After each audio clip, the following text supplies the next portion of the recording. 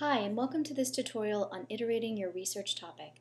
Picking a topic for a series of essays can prove challenging. It seems like picking a topic should be the easiest part of writing an essay, but making sure that your topic meets all the project guidelines can be a real challenge. It's not as simple as deciding that you like something, and so you should write about it, because your topic has to meet certain project criteria. So you don't want to pick a topic that's too esoteric or one that's too big, or one where there are no scholarly publications that address it. Nor do you want to pick a topic that's been done to death, because you want your reader to actually enjoy reading your essay, even if they disagree with your points. In this tutorial, I'm going to give you a bird's eye view of the projects you'll work on in ENC 1101 online, how they're connected, and ways you might approach topic selection, so you can find a topic you like and one that works for all of the projects. Let's open the project assignment sheet. This can be found in Blackboard on the left-hand menu bar under the Syllabus and Course Documents tab.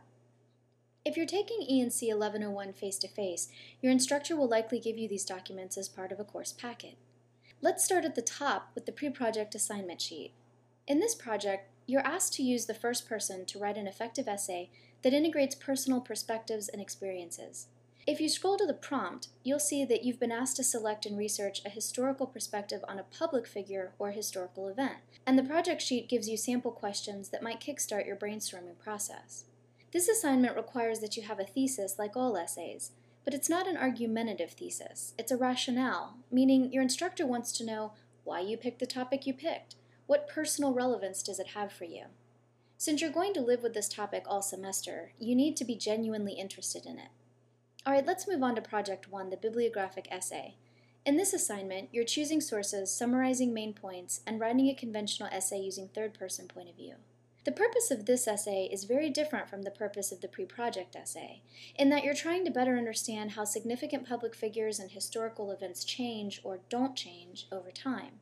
In other words, you're going to research and read the conversations surrounding your topic over a period of no less than 10 years. Your goal is to understand how people, scholars, scientists, the media, and those affected by your topic think about, interpret, respond to, and understand your topic. Okay, let's skim Project 2. Many students really enjoy Project 2 because, like the pre-project, it allows students to be more creative in their writing. Project 2 is called a remediation, which just means you're asked to remix or remediate or alter a piece of work. That piece of work could be rap lyrics, an advertisement, a poem. It doesn't much matter, so long as you're reworking a piece of work already created and intended for a particular audience. The idea behind this project is to see how your rhetorical choices affect your audience, purpose, and composition. Your thesis in this project, then, will suggest the ways that the changes you made to a text are appropriate for your audience and purpose. You'll notice under the Role of Research heading on the project assignment sheet, you still need to integrate quoted and paraphrased material from sources.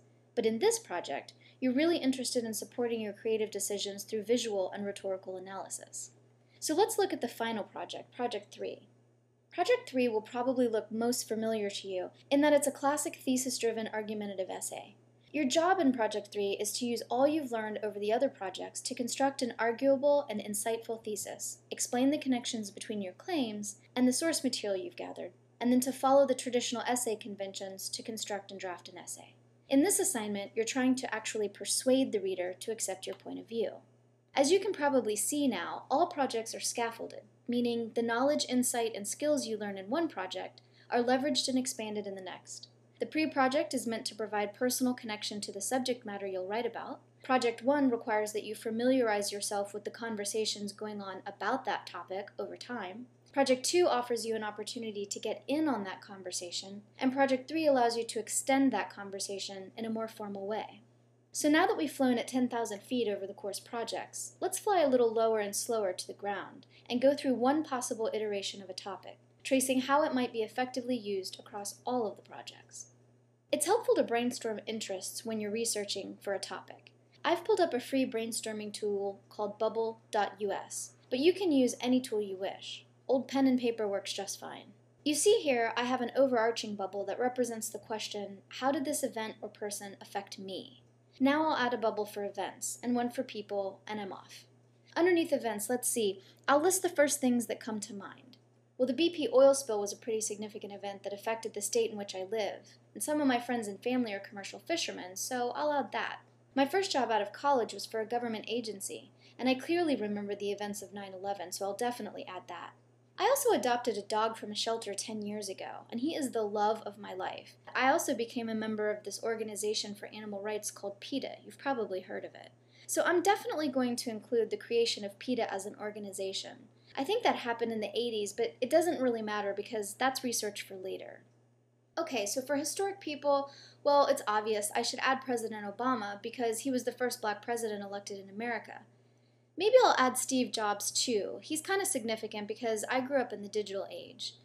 I'm also definitely going to add the president of PETA because I've met her once and I really care about animal rights.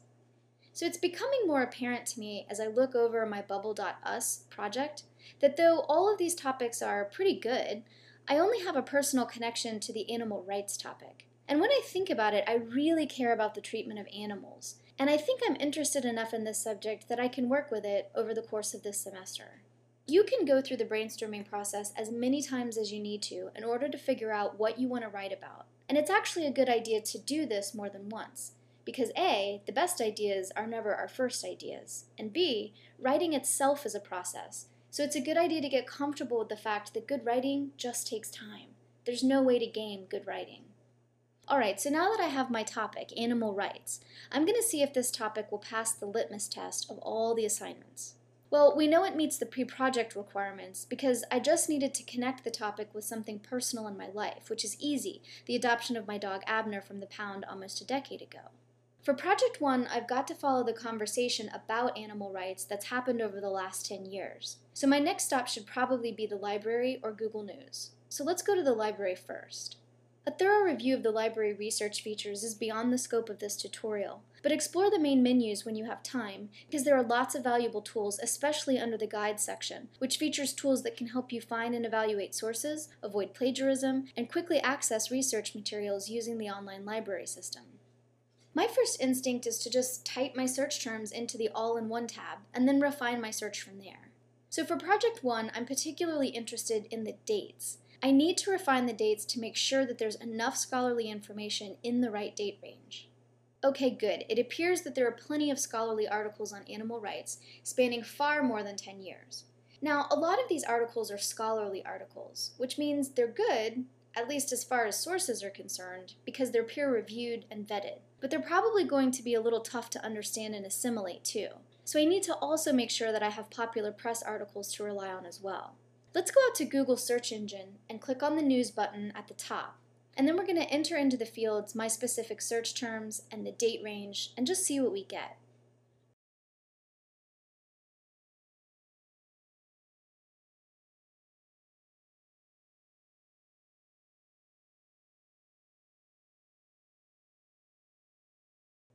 Okay, this is good.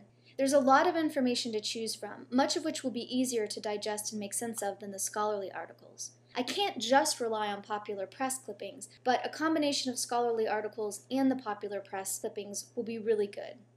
If I were to do this for real, I would stop right now, select the articles I found interesting, and then start reading them and making notes for later. But for now, we're just making sure that this topic isn't too unwieldy and meets all project requirements. So let's move on to Project 2, Remediation. PETA is well known for their ad campaigns, many of which present excellent examples of remediation. I didn't develop this ad, of course, but it gives you an idea of what a remediation project might look like. The PETA ad campaign is based on the familiar image of a butcher's guide. But instead of the guide being overlaid on top of an animal, as one might expect to see, PETA is shocking and remediates the guide by laying it on top of a human, effectively arguing that if you find the idea repugnant for a human animal, why wouldn't you find it repugnant to chop up every animal? Your remediation certainly doesn't have to be as polished, but the idea is the same. You want to find a piece of art, a rap lyric, a poster, an image, and remediate it for a new audience, a new purpose, and a new tone. Got it? Good. Let's move on to Project 3 and see if our topic is still applicable. So for Project 3, the idea is that you've read enough about the topic and have experimented with remediation such that you can now become a part of the conversation, presenting a thesis-driven essay backed by facts and evidence that support your claims. Identifying a historical event or person to whom you were personally connected in the pre-project help you to narrow your focus. Project 1 helped you to learn about the conversation surrounding your topic and find sources. Project 2 helped you become part of that conversation by playfully remixing and analyzing rhetorical choices and their effects on an audience. And Project 3 synthesizes all the data collection and rhetorical analysis into a coherent, defensible essay with a thesis. So you can see then that if your topic is too broad, it'll be really difficult in Project 1 to narrow the scope of your research. And if your topic is too esoteric, you'll find the remediation in Project 2 awfully challenging. Hopefully, this bird's eye view of how all the projects in this class are connected and build on one another will help you consider which topics are too broad, too narrow, or too ambiguous. In the following tutorial, I'll show you what an information graphic is, how to create one, and when and where to insert them into your work.